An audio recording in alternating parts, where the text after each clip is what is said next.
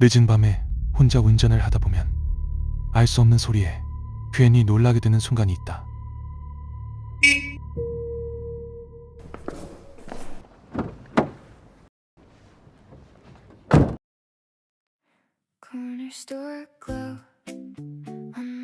나는 차로 출퇴근한다. 회사에서 집까지는 보통 1시간 조금 넘게 걸렸다. 차가 막히는 날엔 1시간 반. 그래도 대중교통보다는 나았다. 차를 두고 가면 버스를 한 번 타고 지하철을 3번 갈아타야 했으니까. 그래서 나는 아무리 피곤한 날에도 매일 차를 몰았다. 하루 중에 그 1시간은 어디에도 속하지 않는 시간 같았다. 그 시간에 나는 주로 낮에 있었던 일을 곱씹었다. 오늘 브리핑 중 대표가 내 말을 끊었다. 나는 끝까지 웃고만 있었다. 퇴근길 차 안에서야 그 장면이 자꾸 되감겼다. 그때 한마디만 했으면 좋았을 텐데.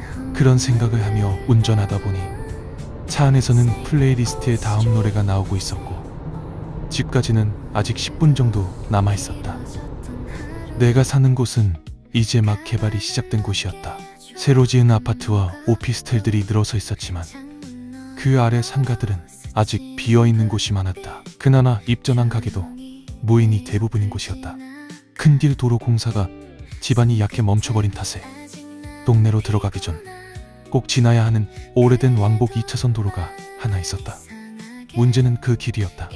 가로등이 거의 없는 탓에 상향등이 저절로 켜질 만큼 어두운 도로.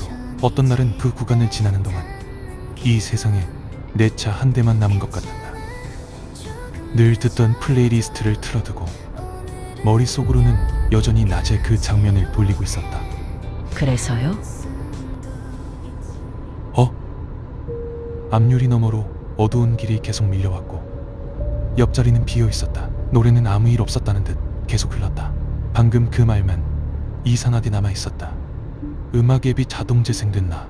아니면 가사를 잘못 들었나? 나는 그렇게 넘겼다.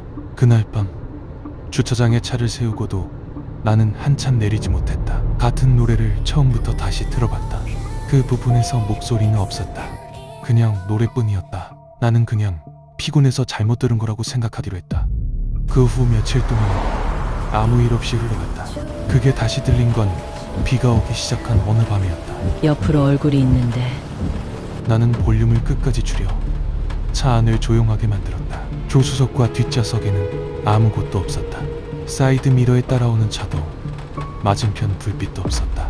알 수 없는 말이 대체 왜 이 차 안에서 들리는 거지? 나는 차를 세우자마자 엑셀에서 발을 떼지 않고 그저 집에 도착하기만 바랐다. 그 뒤로도 자차 출퇴근은 이어갔다. 그러지 않으면 출퇴근에 너무 많은 시간을 써야만 하니까. 다만 그 구간에 가까워질 때마다 핸들을 쥔 손이 먼저 굳었다. 비가 그친 뒤라 바닥은 아직 젖어 있었고 가로등 불빛이 그 위로 잘게 흩어졌다. 컨테이너 사이에 젖은 하얀 비닐 천막이 마치 사람처럼 보여서 기분이 더 서늘했다. 세어보니까 하나가 더 많아.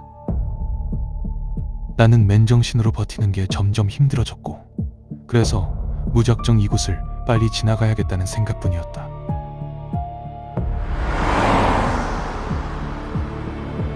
다음날 회사에서 나는 그 길 이름을 검색하려 했다. 하지만 손가락이 엔터 위에 올라간 채로 한참 멈췄다. 사고, 실종, 목격담 같은 단어들이 머릿속에 먼저 떠올랐다. 이상하게 검색 결과를 보는 순간 그 목소리들이 내 일이 될 것 같았다. 나는 끝내 엔터를 누르지 못하고 창을 닫았다. 그날 밤 퇴근길에는 노래를 평소보다 크게 틀었다. 그냥 다 묻어버리고 싶었다. 도로에 들어서자마자 상향등이 켜졌고 앞유리 왼쪽 끝으로 고물 싼 간판이 짧게 스쳤다. 반대로 꺾였는데 계속 웃고 있네.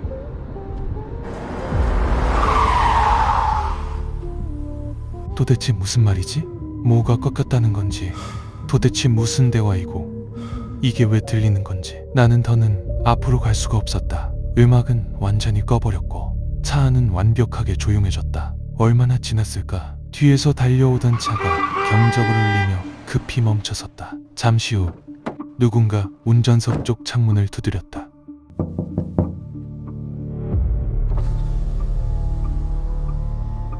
저기요, 괜찮으세요? 혹시 이 길에서 무슨 소리 못 들으셨어요? 무슨 소리요? 나는 대답하려고 입을 열었다. 그런데 그때 조수석 쪽에서 무엇인가 창문을 두드렸다. 고개를 돌릴 수가 없다. 옆에 뭐가 있든 보고 싶지 않았다.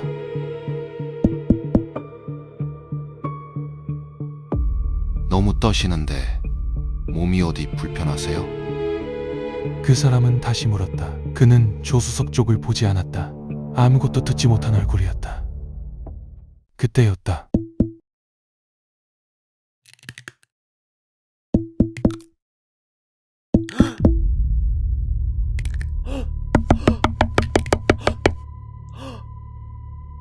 몇 초가 몇 분처럼 느껴졌다. 저기요. 얼굴이 너무 안 좋으신데 응급차 불러드릴까요? 그 한마디에 겨우 정신이 들었다. 아니요, 집으로. 아니, 집에 가야 해서요. 나는 감사하다는 말도 못한 채 그대로 엑셀을 밟았다. 사이드 미러 속에 그 사람은 도로 한가운데 그대로 서서 멀어지는 내 차를 바라보고 있었다. 누가 창문을 두드린 건지, 누군가 있었는지 그 무엇도 알고 싶지 않다. 다만 그 길을 다시 운전할 자신은 없었다. 그래서 차를 세워두고 대중교통으로 다녔다. 퇴근은 2배로 길어졌고 집에 오면 씻을 힘도 없이 쓰러졌다. 더 안전해졌는지는 모르겠다. 더 피곤해졌을 뿐이다. 그래도 다시 운전석에 앉아 그 길을 지나가는 것보다는 나았다.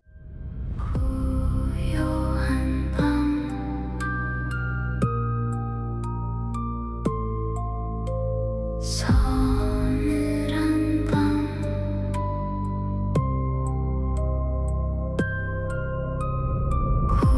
고요한 밤